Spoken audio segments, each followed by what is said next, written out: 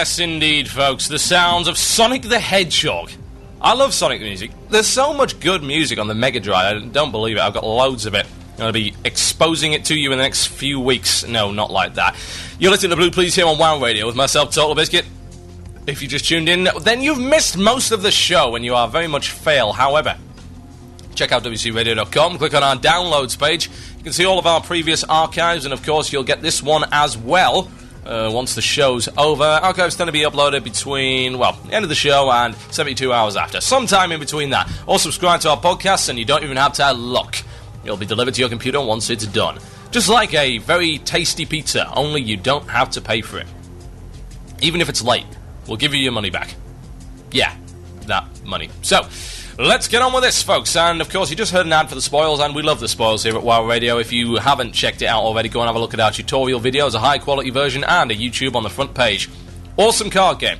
I found an awesome card, actually, called A Series of Tubes. It's just made entirely a win. I had a look at this card, and it's got loads of tubes coming out of the ground.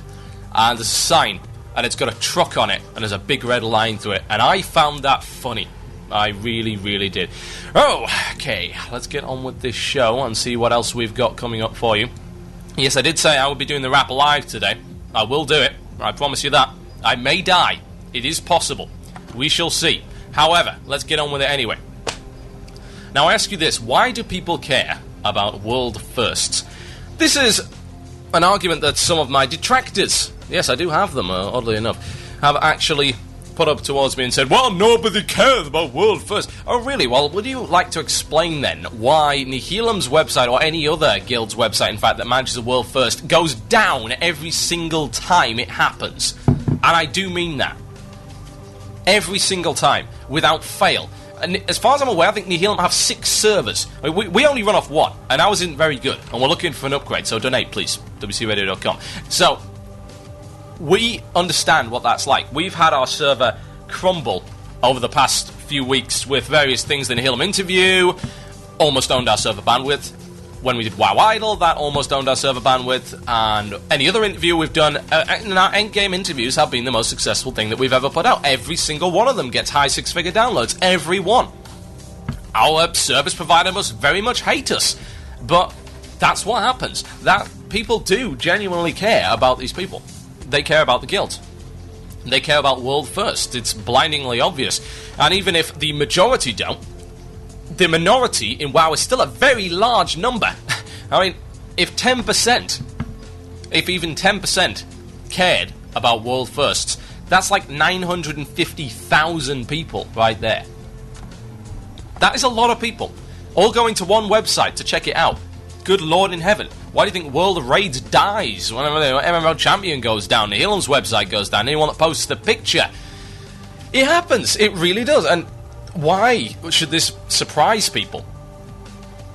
Let me try and explain why I believe that world firsts are not only important to people, but actually very much vital to the WoW community. Are you sitting comfortably? Well, I'll begin. Right. What is a world first? You should know this by now. It's killing the boss first in the world. That's really all it is. As much as people might like to say, well, you've got to do it on, your hands and knees, upside down, without this consumable, and you've got to use 7 hunters, and, no. A world first is a world first kill. It doesn't matter how you get it, as long as you haven't cheated to get it, it's a legitimate world first kill. Exploits, bugs, be damned. They were in the game, and they were accidentally left there by Blizzard. It's not the guild's fault that it happened. So a world first is a world first. Again, we come to the question, why do people care? Well, people have always cared about the bleeding edge of anything. I've always believed that this is a very important element to many things. Sporting, for instance. People care about how the best team is doing. They also care about how their team is doing, but they do like to watch, say, Champions League. Take this for an example. If we were to follow the logic that no one cares about World First and Bleeding Edge, then I would suggest that those playing in Sunday League or pub football teams, this is for those in Europe, for those outside of Europe, it's soccer, those playing in those teams would not care about the action going on in the World Cup or the Champions League. They wouldn't care about this. Let's take an American example. A Little League Baseball team wouldn't care about what's going on in the World Series. Well, to be fair enough, that is a really bad analogy. It's absolutely disgraceful if people actually think that that's true. Let's face it, people like to see what the bleeding edge is doing. They like to see people pushing themselves to the absolute peak. And beyond the peak, beyond their limits of human achievement, whatever it may be in. Whether it be in gaming. Why do you think people watch videos like how to beat Quake in like 6.5 minutes? Why does that interest people? Because it shows someone pushing themselves to the very best of ability. I remember watching, one of the best videos I ever actually watched was a race to beat Super Mario on, I believe it was the NES. Yes, it was. It was the first game on the NES. And it was a race between two people who had perfected Mario. As in, they had perfected it. They got through it as fast as humanly possible. And they both went and raced. And they were about, a third of a second out. They were both about a third of a second out of each other. And it was amazing to watch. Now, why should I care about that? Because I'm rubbish at Mario. Why should I give a damn? I don't even play Mario. Why should I give a damn? Well, I give a damn as a gamer because for me, seeing that kind of thing is, to some degree, inspirational. It's the same as me seeing someone get 100% on expert playing one of the hard tracks in Guitar Hero. While I can do that myself, and I'm pretty good at Guitar Hero, I like to see people who are better. So even though I am to some degree in some tracks on the bleeding edge of Guitar Hero, whatever that might be, I did come third in the UK Nationals. That doesn't mean that I don't care about the guy who came first. I don't care about people who are better than me. Of course I do. So you've got people who are not quite on the bleeding edge, but they're near enough, who do have the content in sight, care about world firsts. They very much do so, because they not only can gain inspiration and tactical advice from it, they care about people who are better, because they would aspire to be at that level. And they believe that, of course, by caring about that, they can, at one point, get to that level. And that's noble. That is very laudable. Nothing wrong with that whatsoever. So, what else have we got to deal with? We'll deal with the idea that non-raiders. Why should non-raiders care? Well, here's a few reasons. Non-raiders would care for lore reasons, to begin with. They would care that a major NPC within the World of Warcraft universe has been killed. The interesting thing was, a lot of people didn't necessarily care about the world first itself, at least the kill. What they cared about was, what did Illidan say? What happened? Did Maiev Shadowsong kill Illidan? Did Illidan fly off and say it wasn't his time yet? Story progression. World firsts, if anything, are in fact story progression. It doesn't matter if they respawn or not, because you do care about what they say, because it is effectively a story progression.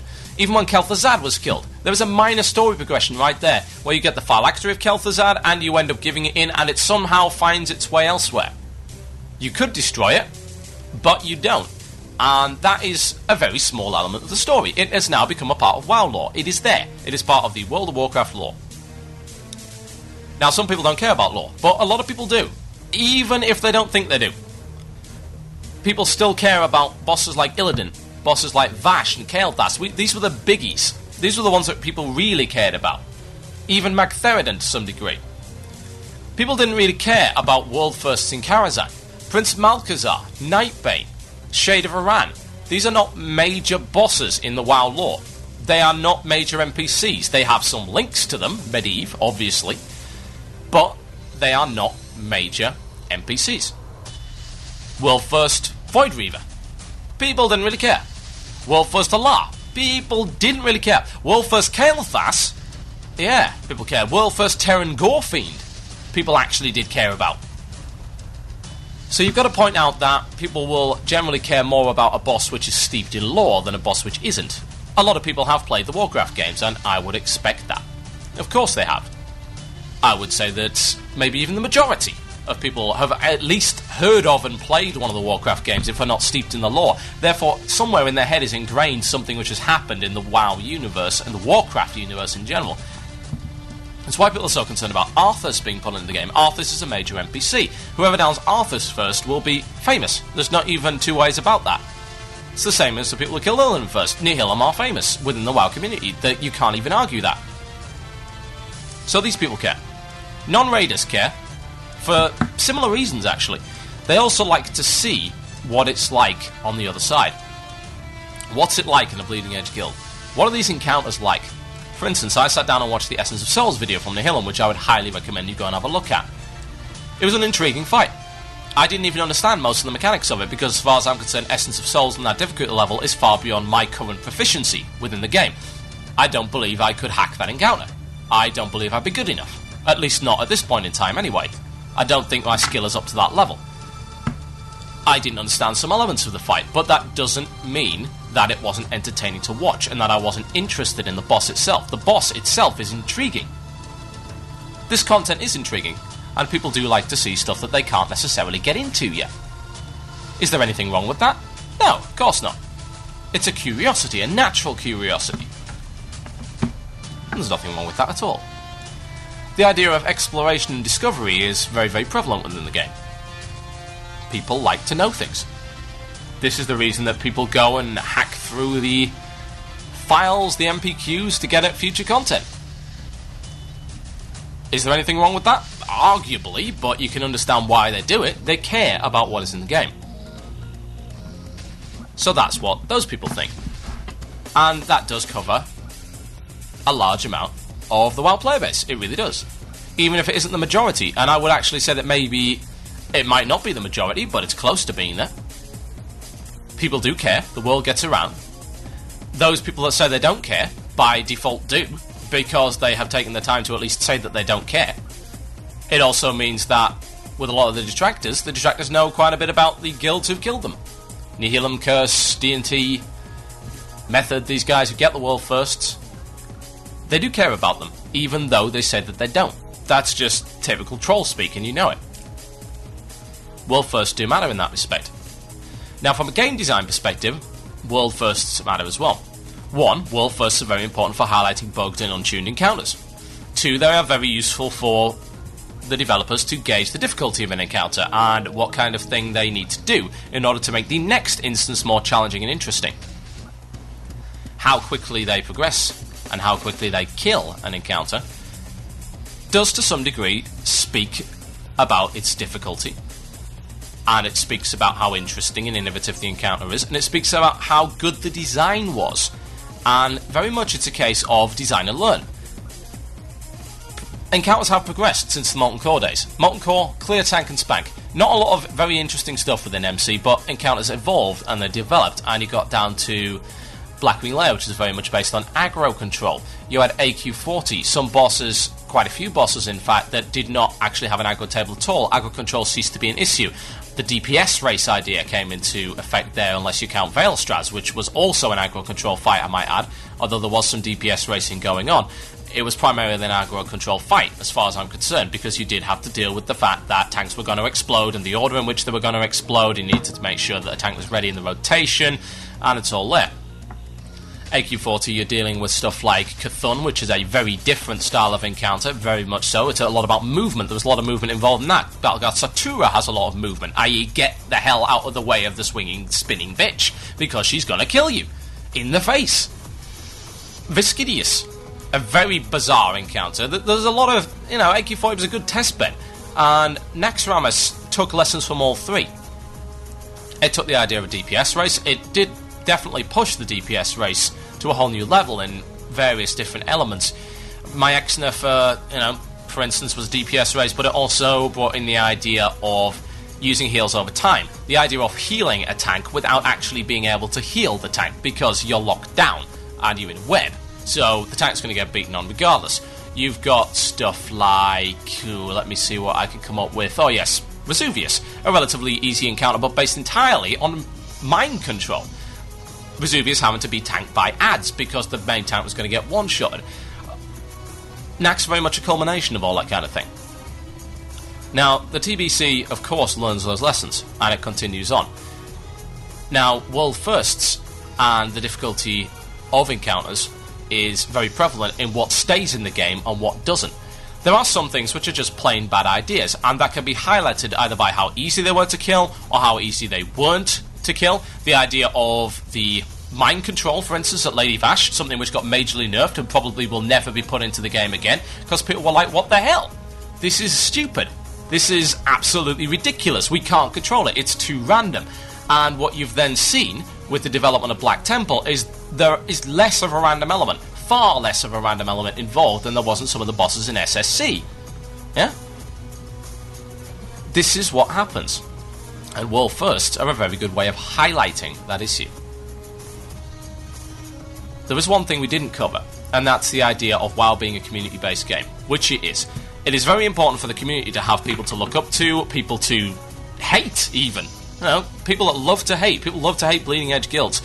And it's important for that community to have events. Things that happen which shape the community and shape the world and the playing environment in which we were in, because WoW is a very static game. World firsts, if anything, do shape the community. They very much do. They shape the community, they shape the state of play as regards to PvE content, and bearing in mind that is, of course, the most important content within the game. World firsts are vital in that respect. I'm going to be back after the break with live rap in the forums. So here's a bit of Golden Axe first. You listen to Blue Please here on WoW Radio with myself, Total Biscuit. Enjoy.